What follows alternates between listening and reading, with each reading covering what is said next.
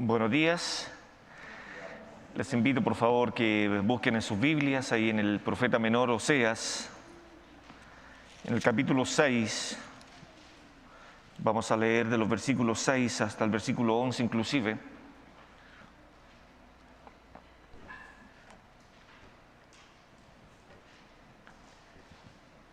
Oseas, capítulo 6, versículos 7 al versículo 11 inclusive. Dice así la palabra de Dios: mas ellos, cual Adán, traspasaron el pacto, allí prevaricaron contra mí. Galaad, ciudad de hacedores de iniquidad manchada de sangre, como ladrones que esperan a algún hombre, así una compañía de sacerdotes mata en el camino hacia Siquem. Así cometieron abominación. En la casa de Israel he visto inmundicia. Allí fornicó Efraín y se contaminó Israel. Para ti también, oh Judá, está preparada una siega cuando yo haga volver el cautiverio de mi pueblo. Quiero hacer una recapitulación de lo que estamos hablando. Estamos diciendo que aquí hay un problema entre un hombre que Dios le ordenó a casarse con una mujer prostituta. Y eso era una orden que sale de toda lógica de parte de Dios. ¿Cómo Dios le pide a un profeta que se case con una mujer prostituta y además tengan hijos con esta mujer? Bueno, todo esto, todo el libro de Oseas tiene que ver con un tema principal que es la fidelidad entre Dios y su pueblo. Ese es el tema principal. Por eso que falla el corazón cuando hay infidelidad. Y por eso que vamos a verlo más adelante. Cuando falla el corazón delante de Dios, cuando no somos fieles delante de Dios, entonces nuestra adoración es podrida. Nuestra adoración no va a llegar a la presencia de Dios porque tenemos problema con Dios, con el concepto de fidelidad. Por eso que vamos a ir viendo algunas cosas en este versículo. Retroceda un poquito ahí en el mismo capítulo y vea lo que dice. En el fondo, esta predicación lleva por título: la solución a la maldad es la restauración que proviene de Dios. Ese es el título que vamos a llevar hoy día. La solución a la maldad es la restauración que proviene de Dios. Y aquí vamos a ver, hermanos, de estos versículos en adelante, hay un pueblo que no va a tener excusas delante de Dios. Dios de alguna manera se las va a arreglar y va a usar a sus profetas para decirle lo que está malo en sus corazones. Y gracias a Dios por ello, que Él conoce nuestros corazones, por lo tanto puede apuntar dónde está nuestro problema. Puede apuntar con una precisión increíble. ¿Qué está pidiendo Dios? ¿Qué quiere Dios de nosotros? ¿Qué quiere Dios del pueblo de Israel? ¿Qué quiere Dios del pueblo de tanto de Judá como también de Israel? ¿Qué quiere Dios? Fidelidad. Eso es todo lo que quiere Dios. Ahí en el Pentateuco Dios habla y le dice a Israel: yo no te escogí porque seas un pueblo formidable. Yo te escogí simplemente porque tengo misericordia de ustedes. Así de simple. ¿Qué está pidiendo Dios? Que el pueblo sea fiel. Vea el capítulo 6, versículo 4, por favor. ¿Qué haré a ti, Efraín? Dice Dios. ¿Qué haré a ti, oh Judá? Y ahí viene la palabra piedad. Es la palabra fidelidad, es la palabra que se conlleva en todo este problema que tiene Israel, el pueblo de Dios con Dios. La piedad vuestra, dice, es como nube de la mañana. Se va rápido. Y como el rocío de la madrugada que se desvanece. Esa es vuestra fidelidad. Eso es lo que Dios le está a ellos diciendo. Para mí, esa es vuestra fidelidad. Es como una nube, como dice otra versión, porque vuestra lealtad es como nube matinal y como el rocío que temprano desaparece. Porque vuestra lealtad no sirve. Y tenemos que llegar a una conclusión, ¿no? Al ver esta condición, Jehová llega a la triste conclusión de que todo el pueblo haga lo que haga holocaustos, que haga sacrificios, que cumpla el Shabbat y que haga todas las cosas. Dios le está diciendo con esto: no me sirve, no sirve, no sirve. Es como una nube que desaparece, es como la nube matinal. Así es vuestra fidelidad. Me acuerdo de las últimas palabras del apóstol Pablo en 2 a Timoteo, donde él llega a una conclusión y dice: en mi primera defensa nadie estuvo conmigo. Qué increíble, ¿no? Nadie estuvo conmigo. Pero después continúa el apóstol Pablo diciendo: pero el Señor estuvo a mi lado. ¿Cómo le llamamos eso nosotros? Fidelidad. Primera de Juan, capítulo 1, dice que si confesamos nuestros pecados, Dios es ¿qué? Fiel y justo. Maravilloso Dios tenemos. Es fiel. Ninguno de los que estamos acá y de los que están escuchando pueden en algún momento decir: Dios me ha dejado solo. Nadie siquiera puede levantar un dedo para decirle a Dios: tú eres infiel conmigo. Nadie. Cantábamos el Salmo: alzaré mis ojos hacia los montes, ¿de dónde vendrá mi socorro? Él es nuestro Dios. ¿Qué está pidiendo Dios? Que hagamos misericordia, dice el profeta. El pueblo podrá sacrificar los animales necesarios, pero Jehová conoce sus corazones. Y lo que está haciendo Jehová, está mirando desde los cielos y rechazando todo tipo de adoración. ¿Por qué entonces es tan importante la fidelidad? ¿Por qué es importante hoy día el mensaje a la iglesia? ¿Por qué es necesario entonces que la iglesia sea fiel a Dios? No se trata de tener en la casa ídolos colgantes. Recuerdo una vez, creo que lo dije, el pueblo de Israel salió de los 430 años de esclavitud de allá en Egipto y dejó los dioses que durante 400 años vio que adoraban. Pero en el camino, dentro de esos 40 años, llevó en su corazón los dioses. ¿Por qué Jehová reclama la fidelidad? Jehová los hace responsables. Ve ahora, por favor, el versículo 5, capítulo 6, versículo 5. Jehová los hace responsables ahora y les dice de esta manera: por esta causa, ¿cuál causa? De que tu fidelidad no es real delante de Dios. Entonces ahora el versículo 5 dice: por esta causa los corté por medio de los profetas. Por esta causa. Y ahí está Dios dándole la responsabilidad al pueblo y le está diciendo: yo lo estoy juzgando porque les avisé, les he mandado a los profetas, tal como en el Nuevo Testamento el Señor le dijo: ustedes mataron a los profetas, ustedes los mataron. Luego el apóstol Pedro, en unos cuantos años más, le está diciendo al pueblo: ustedes mataron al autor de la vida. Increíble. Hermanos, llegamos a la conclusión, tal vez de los creyentes hoy día: ¿será que nos falta fidelidad a Dios? De ahí voy a explicar algunos elementos de la fidelidad. Ve lo que dice otra versión del versículo 5. Por tanto, los he despedazado por medio de los profetas, los he matado con las palabras de mi boca. Los juicios sobre ti son como la luz que sale rápido. El juicio, si Israel no repara, si el pueblo de Dios no repara este problema que le está diciendo Dios, tienen que ser fiel, hermano, está a las puertas de que Israel sea llevado cautivo. Y Dios quiere evitar eso en este libro. Si está a puertas de que el pueblo de Israel sea esclavizado nuevamente, sea subyugado, y Dios no quiere eso. Y Dios le está pidiendo algo muy simple: ámenme. Ámenme. El gran Shema: amarás a Jehová tu Dios con todo tu corazón. Eso está pidiendo Dios. Bueno, vamos de lleno. Si quieren anotar los apuntes, ahí viene el primer punto ahora.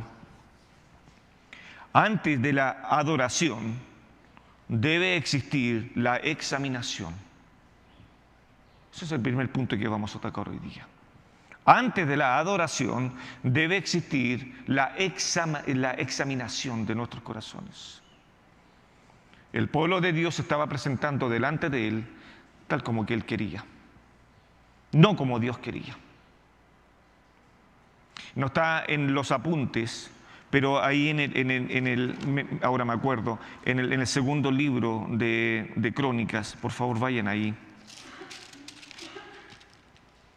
Y no sea que nosotros podamos muchas veces, o Israel también cayendo, capítulo 25 de segundo libro de Crónicas.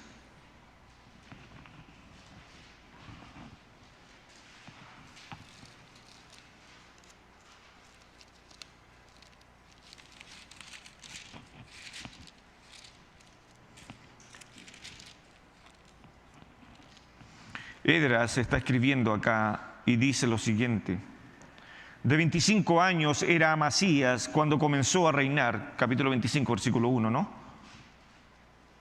Y 29 años reinó en Jerusalén. El nombre de su madre fue Joadán de Jerusalén. Y ahora vea el versículo 2, por favor subraya ahí lo que aparece. Mire lo que dice, lo que hace Amasías.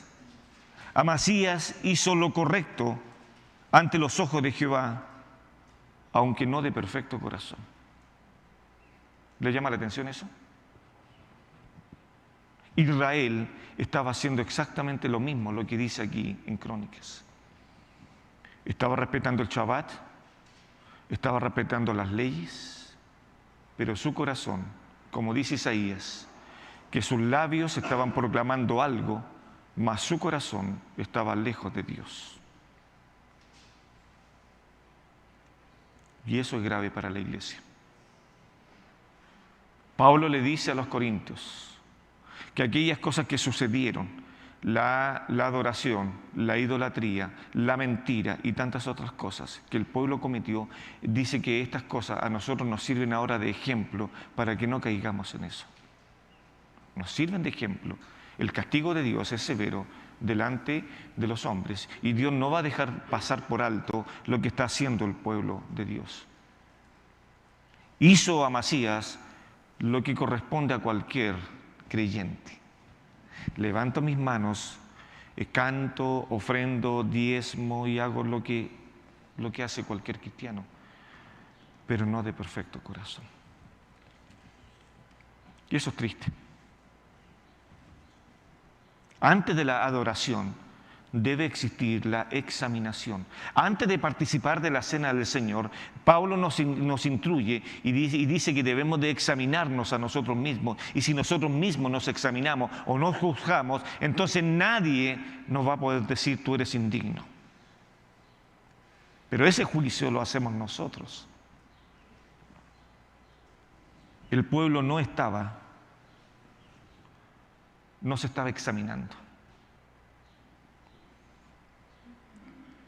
Versículo 6 del capítulo 6 de Oseas.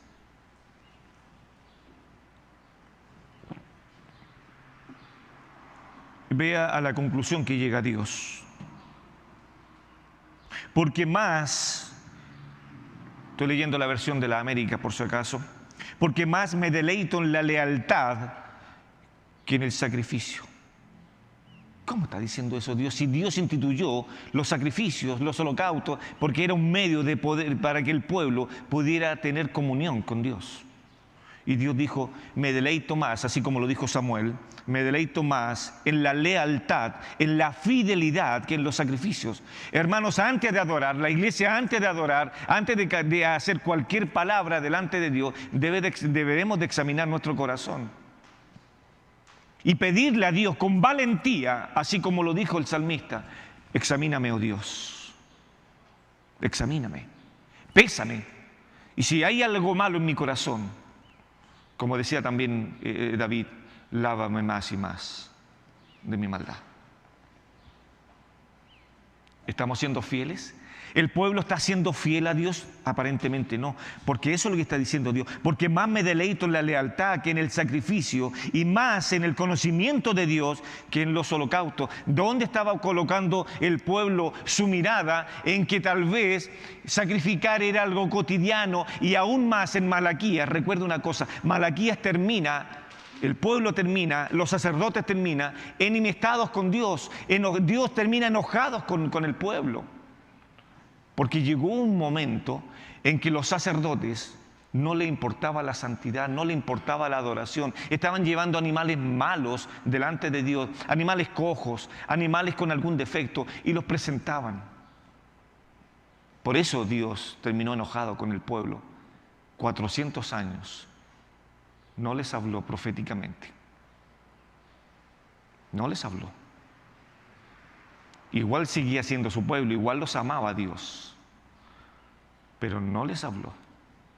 Hasta que llegó un profeta llamado Juan el Bautista, y lo primero que dijo a la nación de Israel: arrepentíos, porque el reino de Dios se está acercando.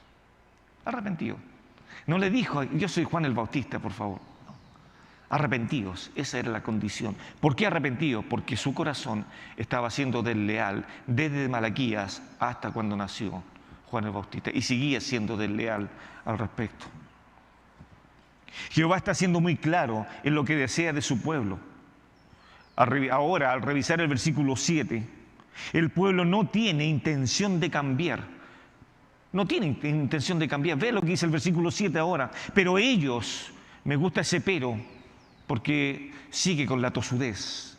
Pero ellos, a pesar de que Dios le dijo: yo quiero lealtad, quiero fidelidad, quiero conocimiento más que esto, pero ellos, como Adán, han transgredido el pacto, allí me han traicionado, dice Dios.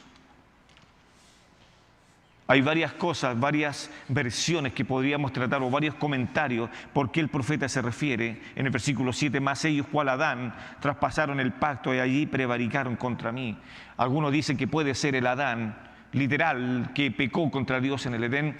Otros están hablando sobre una ciudad llamada Adán también, y que ahí también pecaron contra Dios. Entonces Dios les va a recordar, si es así, su pecado mediante 3 ciudades que aparecen acá, en los cuales cometieron grandes pecados delante de Dios.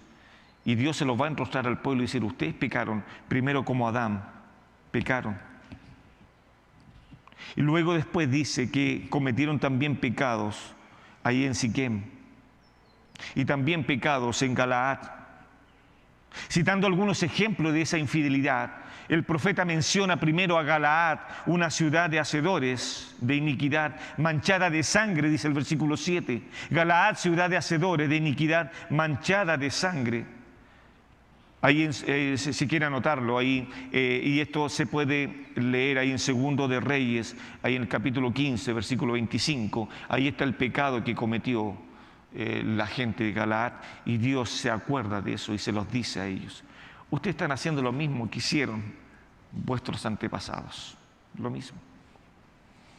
Como dice, es cierto, el gran hombre de Dios: nada hay nuevo bajo el sol. Nada. Y el pueblo es algo cíclico. El pueblo peca, Dios los castiga, el pueblo se arrepiente y Dios los perdona. Y seguimos de nuevo. El pueblo peca y así sigue cíclicamente. Galaad está manchada de sangre. Oseas lamenta que como ladrones también, como sigue ahí el versículo 9, Oseas lamenta que como ladrones estos sacerdotes esperan a algún hombre para poder matarlo. Así cometieron abominación delante de Jehová. Hermanos, examinación antes que adoración. Examinación.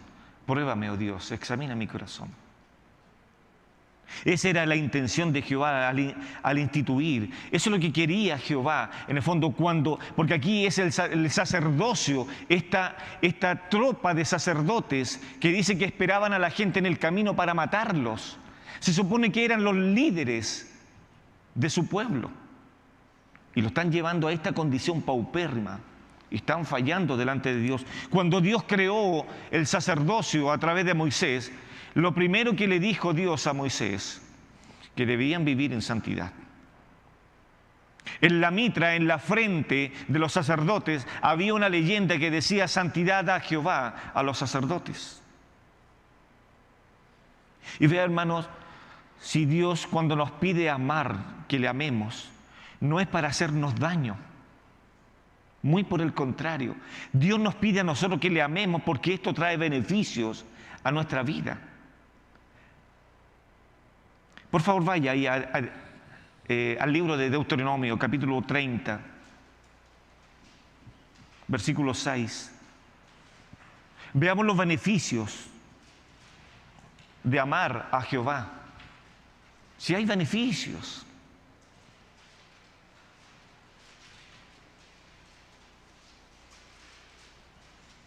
Y son beneficios preciosos. Además, el Señor tu Dios circuncidará tu corazón y el corazón de tus descendientes para que ames al Señor tu Dios con todo tu corazón y con toda tu alma a fin de que vivas. Hay beneficios.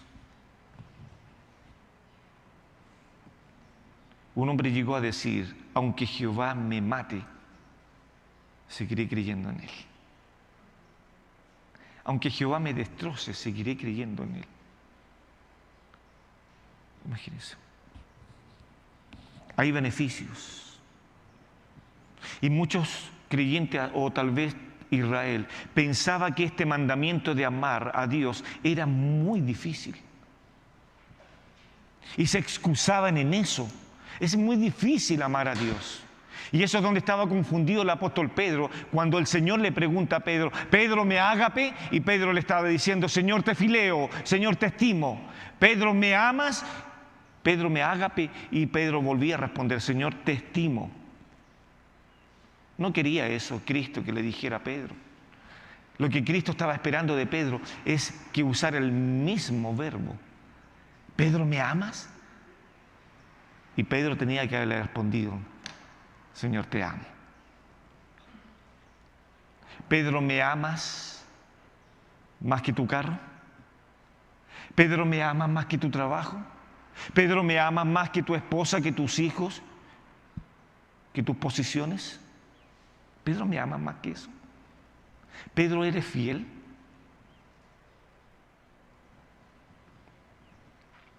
Antes de la adoración debe existir la examinación. Vuelvo a insistir. El pueblo entonces estaba diciendo: amar a Jehová es muy difícil. Y Dios les va a responder que no es difícil amar a Dios. Y se lo va a responder ahí mismo en el capítulo 30, por favor, de Deuteronomio, versículo 10 al versículo 14. Por más que el pueblo quiera intentar eludir amar a Dios, Dios los va a atrapar igual. Mire lo que dice: si obedeces a la voz del Señor tu Dios, guardando sus mandamientos y sus estatutos que están escritos en este libro de la ley, y si te vuelves al Señor tu Dios con todo tu corazón y con toda tu alma, este mandamiento que yo te ordeno hoy no es muy difícil para ti, ni fuera de tu alcance. No está en el cielo para que digas: ¿quién subirá por nosotros al cielo para traérnoslo y hacérnoslo oír de lo que guardemos? Ni está más allá del mar para que digas: ¿quién cruzará el mar por nosotros para traerlo y para hacerlo oír? A fin de que lo guardemos. Pues la palabra está muy cerca de ti. Y mire lo que dice: ¿dónde está? En tu boca y en tu corazón. ¿Para qué? Para que la guardes. No está muy lejos. Hoy día, hermanos, tenemos una tecnología pero maravillosa. Lo que queremos encontrar en la internet está, y yo a veces lo dije: usted va a una librería y encuentra Biblias para niños, Biblias para niñas, Biblias para damas, Biblias para hombres, Biblias para deportistas, de todo lo que usted quiera. puede bajar Biblias en diferentes versiones. Y si no quiere leer porque le falla la vista, puede poner un programita donde dice léame la Biblia y uno la está escuchando. No está muy lejos. No está muy lejos para amar al Señor. Cuando te levantes, cuando te acuestes, ahí tiene que estar entre tus dinteles la palabra de Jehová. Y cuando tengas que enseñárselas a tus hijos, en el camino se las tendrás que ir enseñando. Y cuando el niño te preguntare qué es esto, tú le enseñarás la palabra de Jehová. No está muy lejos. Entonces, el pueblo no estaba entendiendo. Mas ellos, cual Adán, traspasaron el pacto, allí prevaricaron contra mí. Y ahora le está diciendo a Galaad, ciudad de hacedores de iniquidad, manchada de sangre. Eso es lo que le está diciendo entonces el pueblo ahora, Dios al pueblo. Le está recordando los pecados ajenos, los pecados pasados, y le está diciendo, ustedes están cometiendo exactamente lo mismo. Exactamente lo mismo. Y como ladrones, versículo 9, que esperan a algún hombre, así una compañía de sacerdotes matan el camino hacia Siquén, así cometieron abominación, dice Dios. Dios está molesto porque una de las cosas que detesta Dios es la infidelidad. Por eso que a través del profeta Oseas le está diciendo, tu mujer va a ser infiel. Tu mujer va a desear el amor de otros hombres, como ya lo hemos visto para atrás. Y el profeta, ¿qué es lo que va a hacer al final? Va a traer a su esposa y va a tratar de poder conquistarla nuevamente. Recuerda cómo la llevó al desierto, le habló al oído. Ya lo habíamos visto eso. Punto número 2. Las consecuencias de no amar a Jehová. Porque hay consecuencias positivas de amar a Jehová, porque Él nos ama primero y Él va a ser fiel siempre. Pero ahora hay consecuencias de no amar a Jehová. El corazón del ser humano es el que anhela y el que debe de anhelar la presencia de Dios constantemente. Nada menos, hermanos, que cerca de 1000 veces se menciona la palabra corazón en la Biblia, donde muchas personas solamente ven letras, pero es más que letras la palabra corazón. Quiero comentarle algo. Antes de ingresar a la tierra prometida, el pueblo de Dios, Jehová habla al corazón del pueblo y le dice Jehová de los cuidados que deben de tener con la idolatría. Y para ello les advierte que cuiden sus corazones. Ya lo he explicado otras veces, que la palabra, que el libro de Deuteronomio no es una segunda ley, es la ratificación de la ley, porque no hay segundas leyes. Deuteronomio es la ratificación de la ley, porque todos los que habían salido de allá de la esclavitud, ¿cierto? Y habían estado 40 años, ya casi en el libro de Deuteronomio habían muerto todos casi. Por lo tanto, todos esos hombres que nacieron nuevos ahora no vieron la división del Mar Rojo, no vieron el maná, no vieron la nube en el desierto constantemente y no vieron muchas cosas. Por lo tanto, ahora Dios tenía que ratificarle la ley en sus corazones.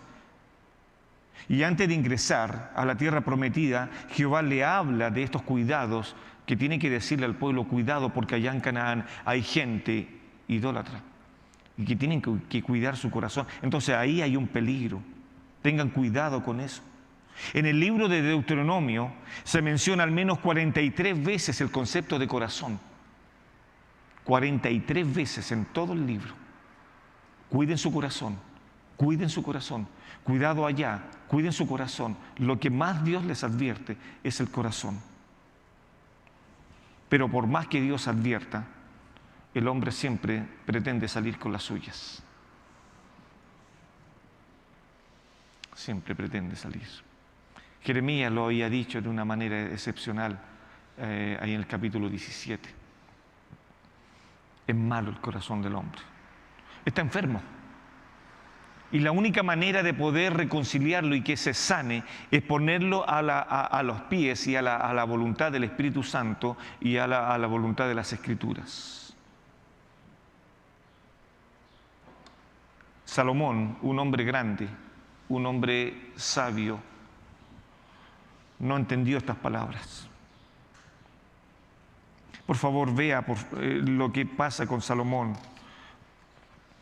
Ahí en el primer libro de los Reyes, capítulo 11.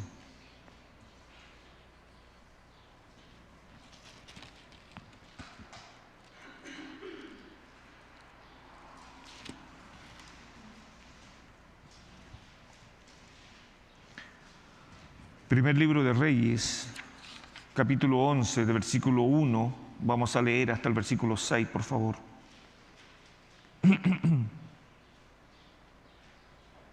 Pero el rey Salomón, además de la hija de Faraón, amó a muchas mujeres extranjeras, moabitas, amonitas, edomitas, sidonias y eteas, de las naciones acerca de las cuales el Señor Jehová había dicho a los hijos de Israel: no uniréis a ellas, ni ellas se unirán a vosotros, porque, vea lo que dice, ciertamente desviarán. ¿Qué va a desviar? ¿La mirada? ¿El camino? El corazón. Desviarán vuestro corazón tras sus dioses. Pero mire lo que dice ahí.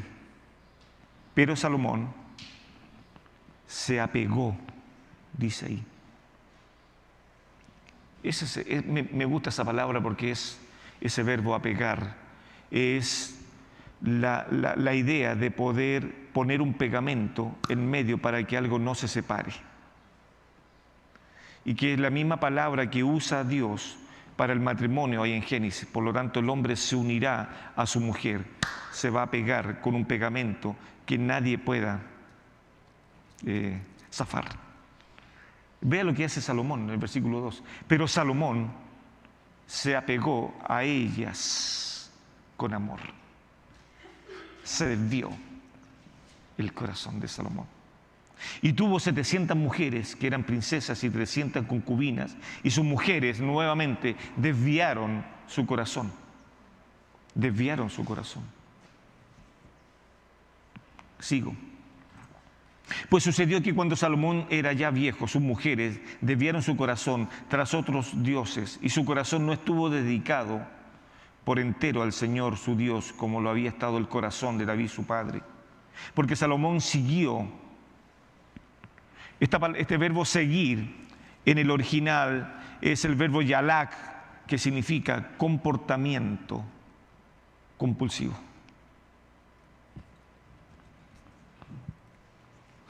Siguió.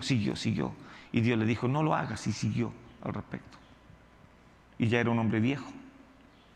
Versículo 5, porque Salomón siguió a Astoret, diosa de los sidonios, y a Milcom, ídolo abominable de los amonitas. Salomón hizo lo malo ante los ojos del Señor, y no siguió plenamente al Señor como lo había seguido su padre, el rey David. Lo siguió. En el versículo 6 aparece un concepto, dice, se lo voy a leer en la Reina Valera: e hizo Salomón lo malo ante los ojos de Jehová, y no siguió cumplidamente. Esta palabra cumplidamente es el verbo millet, que significa llevar o rebosar. Ese concepto. Salomón no rebosó por poder cumplir la ley de Jehová. No rebosó. No hizo tal vez lo que hizo Samuel. Cuando Samuel escuchó la voz de Dios, dice la palabra de Dios que no dejó caer ni una sola palabra al suelo. Y el verbo oír en el hebreo significa oír atentamente y hacer lo que se le está ordenando. Samuel oyó correctamente y no dejó caer ninguna de sus palabras. ¿Hay consecuencias de no amar a Dios? Sí, el pueblo no estaba amando a Dios en el libro de Oseas. Estaban matando a los que pasaban por el camino. Y aún más Dios, ahí en el capítulo 6 de Oseas, versículo 10, le va a decir que aún más el pecado va a sobrepasar las dimensiones de los hombres. Y dice el versículo 10, en la casa de Israel he visto inmundicia. He visto inmundicia. Allí fornicó Efraín y se contaminó Israel. Ya vimos el primer punto. Examinación antes que adoración. Segundo punto, ya lo vimos. Hay beneficios de amar a Dios, pero también hay cosas malas que nos va a provocar no amar a Dios y va a ser un distanciamiento con nuestro Dios. Y por último, quiero tocar el tercer punto, que tiene que ver con una santidad olvidada. El pueblo había olvidado la santidad. Estoy totalmente convencido que aquel ser humano que peca deliberadamente y dice que es creyente, tengo mis dudas de que sea creyente. Pablo lo dice a los Romanos capítulo 6. ¿Qué pues diremos a esto? ¿Perseveraremos en el pecado para que la gracia abunde? Y Pablo responde: en ninguna manera, porque los que hemos muerto al pecado, ¿cómo viviremos aún en él? Cuidado, iglesia del Señor, con olvidarnos de la santidad. Va a traer consecuencias terribles. Jehová, al establecer el sacerdocio, exige de estos hombres santidad, algo que los sacerdotes del pueblo habían olvidado por completo. Ya leímos ahí, ¿cierto?, el versículo 9, permítame leérselo en otra versión. Como bandidos al acecho de un hombre es la banda de sacerdotes que asesinan en el camino a Siquem, ciertamente han cometido iniquidad. Vea cómo dice, como una banda de malhechores. Así había caído el pecado de estos sacerdotes. Quiero llevarlo al libro de Levíticos, un precioso. Por nada en el mundo de que la santidad no puede ser olvidada. Por eso que cuando a los sacerdotes se les ungía como sacerdotes, en su frente debía aparecer esta leyenda: santidad a Jehová. Eso debía ser.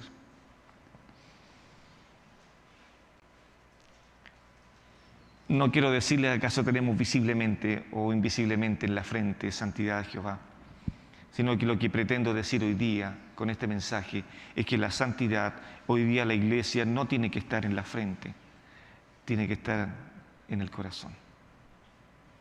Ahí tiene que estar. Porque si hay santidad en el corazón, va a haber una buena adoración. Si hay santidad en el corazón, va a haber una buena comunión con Dios. Si hay santidad en el corazón, va a haber un deseo y un hambre por los perdidos. Si hay santidad en el corazón, va a haber un deseo de poder edificar a la iglesia. Si hay santidad en el corazón, voy a ser un buen hijo de Dios. Pero hay una santidad olvidada. Capítulo 8 del libro de Levítico, por favor.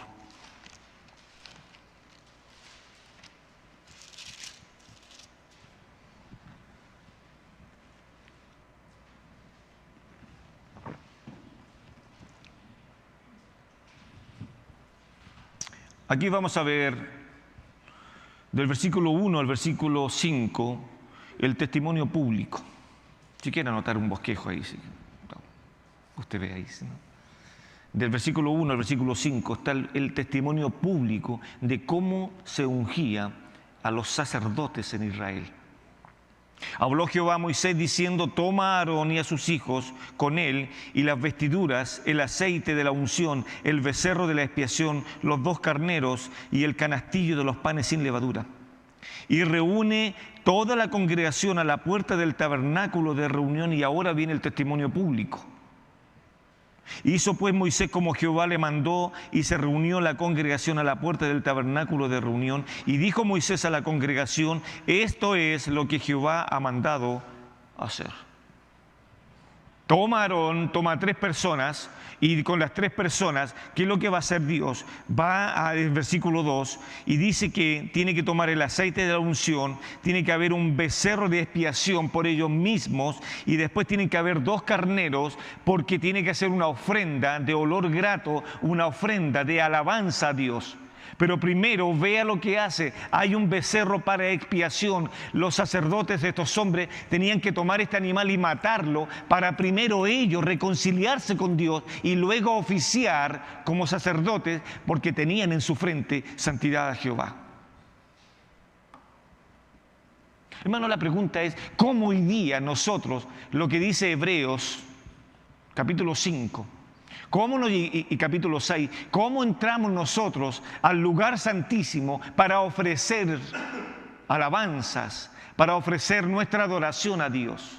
Y el escritor hebreo dice, acerquémonos pues confiadamente ante su trono celestial para hallar el oportuno socorro. Hermano, la pregunta es, ¿qué estamos ofreciendo a Dios cuando nos acercamos y cuando llegamos al lugar santísimo? Los sacerdotes no podían ofrecer absolutamente nada. Lo único que tenían que hacer era poder, como oferentes, tomar el animal, ponerle las manos sobre la cabeza, identificarse con ese animal y matarlo. ¿Para qué? Para poder reconciliarse con Dios medianamente.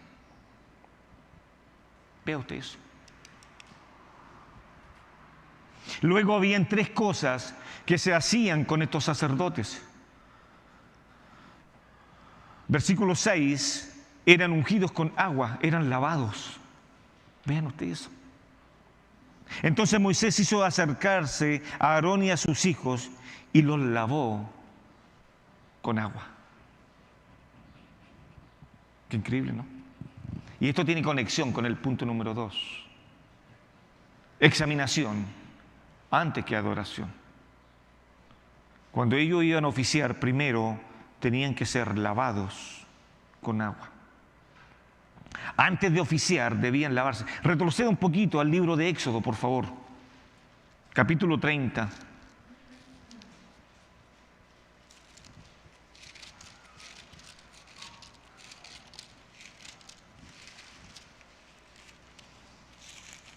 Versículos 20, 21, por favor.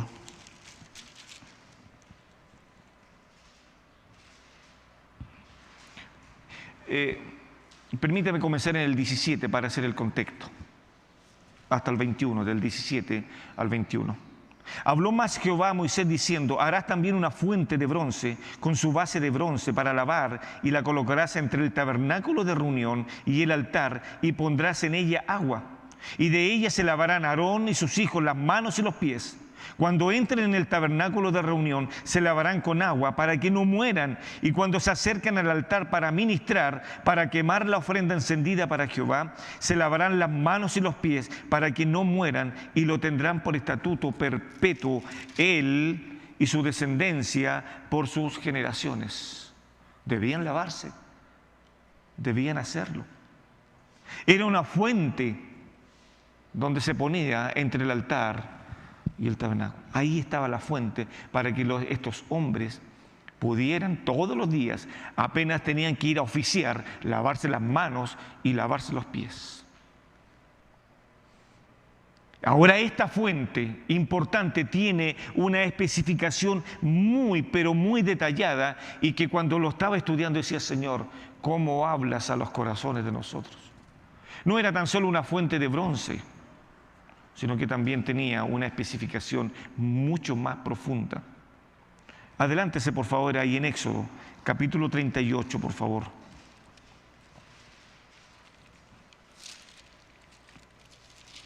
Versículo 8.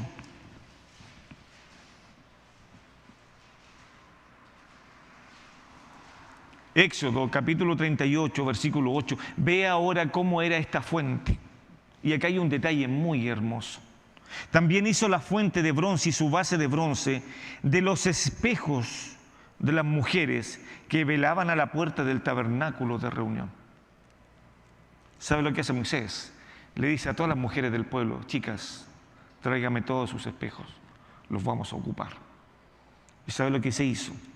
Por dentro de este lavacro se colocó espejos con la finalidad de que cuando el sacerdote se vaya a lavar su cara, se refleje a sí mismo, se mire a sí mismo y pueda decir, tal como estamos diciendo nosotros, examinación antes que adoración. Qué increíble, ¿no? Estaba lleno de espejos para reflejarse. Hoy día tenemos un espejo que nos podemos mirar y puede discernir nuestros pensamientos y nuestras intenciones.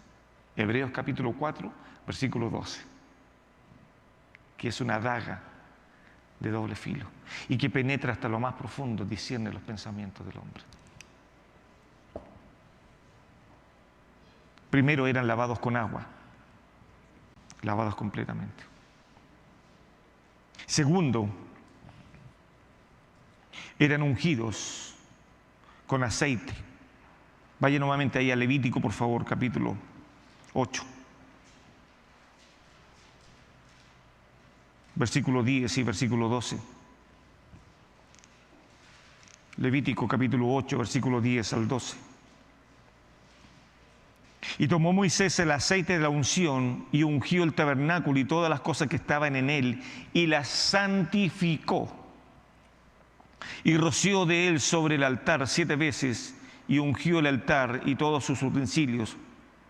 Y note aquí que aparece de nuevo la fuente. Y la fuente, su base para santificarlos. Versículo 12. Y derramó del aceite de la unción sobre la cabeza de Aarón y los ungió para santificarlo, para apartarlo. Y 3. Los sacerdotes eran ungidos con sangre. Capítulo 8, versículo 23. Y lo degolló y tomó Moisés de la sangre y la puso sobre, y vea por favor las especificaciones donde apunta esta unción de la sangre en los sacerdotes. Primero lo hacía en el lóbulo de la oreja derecha de Aarón. Y aquí podríamos tal vez sacar principios bíblicos, pero ¿por qué la oreja? Y ahí uno podría, ¿cierto?, asimilar y decir: Señor, que lo que yo escuche sea grato delante de ti, ¿no? Y ahí le ungía la oreja. Y luego le ungía el pulgar de su mano derecha. Como queriendo decir, todo lo que toque sea santo también. Y después ungía su dedo pulgar de su pie derecho para indicar tal vez que donde yo vaya sea santo. Qué increíble, ¿no? Y nos llama a la santidad Dios. Oseas está dando en el clavo de estos hombres.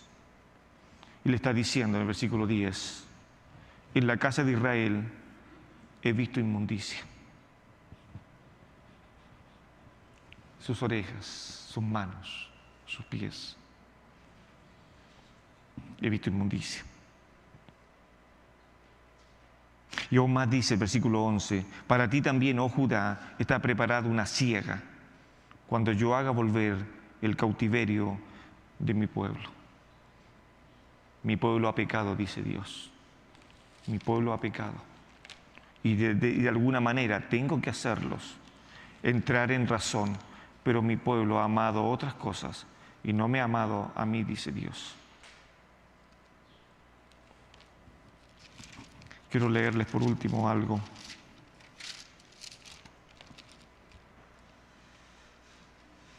Y esto nos puede llevar a poder pensar claramente en las palabras de Jeremías, en el capítulo 16,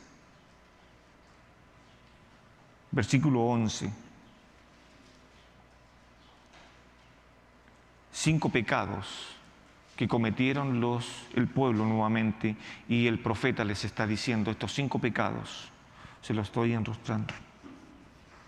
Entonces les dirás, dice el profeta, porque vuestros padres primero me dejaron, dice Jehová, y anduvieron en pos de dioses ajenos, 2, y los sirvieron, y ante ellos se postraron, y me dejaron a mí, y no guardaron mi ley. 5 pecados que Dios le está diciendo. Y por eso es que después, en el capítulo 17, en el versículo 9, el famoso texto: engañoso es el corazón más que todas las cosas y perverso, ¿y quién lo conocerá? Este concepto de perverso es el concepto en hebreo, que es el verbo anuch, que significa incurablemente enfermo. Así lo traduce la versión nueva internacional, la NBI. Incurablemente enfermo. Último texto, para ahora asegurarnos de la función sumo sacerdotal de nuestro Señor arriba en los cielos. Hebreos capítulo 10.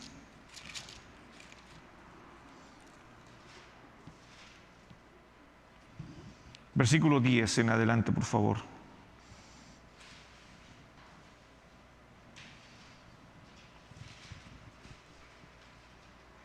Hebreos capítulo 10, versículo 10.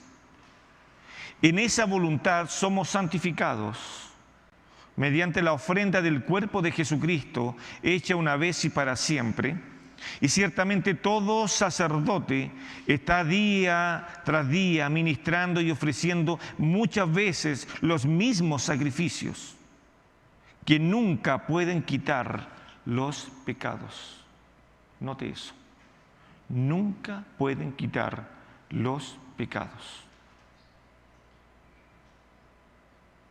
Y de ahí que el profeta Juan el Bautista dijo algo siguiente: he ahí el Cordero de Dios que quita el pecado del mundo. Él sí podía hacerlo. Y a los que me escuchan y a los que están acá, Él es el único que puede salvar. Él es el único que derramó su sangre preciosa en la cruz para darnos vida eterna. Él es el único al quien te podemos decirle: tú eres nuestro Dios, tú eres nuestro Salvador, y solamente la iglesia a ti debe de amarte y a nadie más. Porque tú mereces toda la gloria, toda nuestra alabanza, por los siglos de los siglos. Amén. Pero Cristo, habiendo ofrecido una vez y para siempre un sacrificio por los pecados, se ha sentado a la diestra de Dios. Quiero explicar esto. Nunca en el oficio de los sumos sacerdotes y de los sacerdotes se hacía sentado, jamás, nunca. Nunca vemos en el libro de Levítico especialmente que los sacerdotes se sentaran y dijeran: estoy cansado, así que quiero oficiar.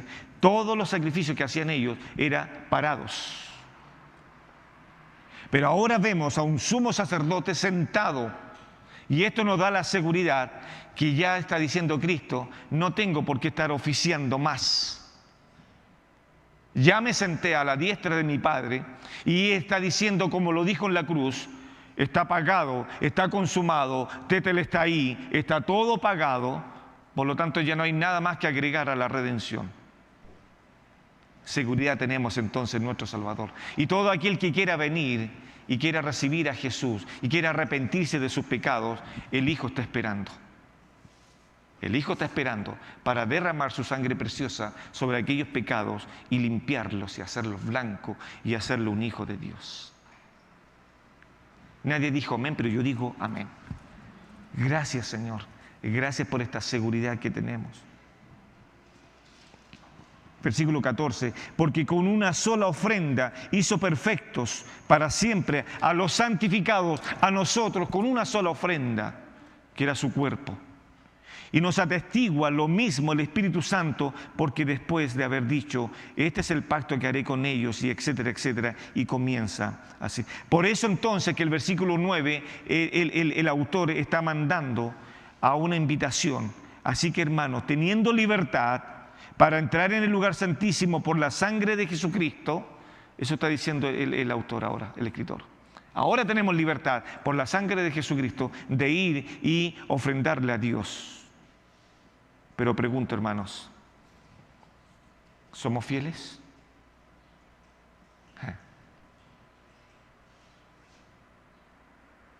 Así que ahora, teniendo la libertad para entrar en el lugar santísimo por la sangre de Jesucristo, por el camino nuevo y vivo que Él nos abrió a través del velo, esto es su carne, y teniendo un gran sumo sacerdote sobre la casa de Dios, acerquémonos con corazón sincero, con corazón fiel, está diciendo. en plena certidumbre, en pleno conocimiento de verdad, de fe, purificados los corazones de mala conciencia, y mire lo que dice después, y lavados los cuerpos con agua. Otra vez nos metemos en el agua. Otra vez. Mantengámonos firmes, sin fluctuar, la profesión o el llamamiento de nuestra esperanza, porque fiel, mira, aparece la palabra fiel, fiel es el que nos prometió, y considerémonos unos a otros para estimularnos al amor y a las buenas obras. Amén. Amén. Amén. ¿Oramos? Nuestro Dios, te damos gracias porque eres fiel. Señor, tú nos amaste primero que nosotros. Tú llegaste antes que nosotros. Y Señor, en esta hora queremos darte gracias porque tú has hablado a nuestros corazones y nos pides, tal como le pedías al pueblo, fidelidad. Señor, pero para ello reconocemos que nos cuesta ser fieles. Y Señor, te pido que examine nuestros corazones y que veas si hay ídolos. Que veas, Señor, en nuestros corazones si hay algo que está impidiendo que tu gloria se pueda desarrollar completamente. Señor, haz que cada uno de los que estamos acá y los que están escuchando podamos, Señor, hacer este hábito de poder examinarnos primero y después adorar. Señor, enséñanos a amarte con todo nuestro corazón, porque ya el tiempo es corto, y ayúdanos a aprovechar el tiempo. Señor, tu palabra dice que es más dulce que la miel, y ayúdanos entonces por ella, Señor, a poder tomar tu palabra, y por ella, Señor, tú te irás revelando progresivamente en nuestras vidas.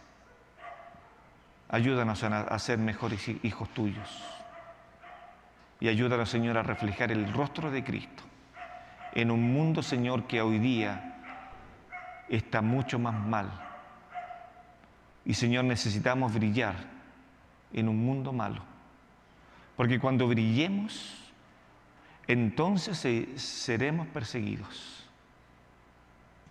Y eso, Señor, ese es el destino que nos espera. Por eso el Señor le dijo que aquel que quería que le siguiera debería tomar su cruz y seguirlo. Pero lo primero que tenemos que hacer es lo que nos cuesta. Debemos de renunciar a nosotros mismos. Y así dice Pablo, para que sobreabunde tu palabra en nuestros corazones. Señor, ayúdanos a cuidar nuestros corazones, porque solo, Señor, nos desviamos fácilmente. Somos como niños. Por eso te necesitamos y queremos ser dependientes de ti. Te glorificamos, Padre, en nombre de Jesús. Amén.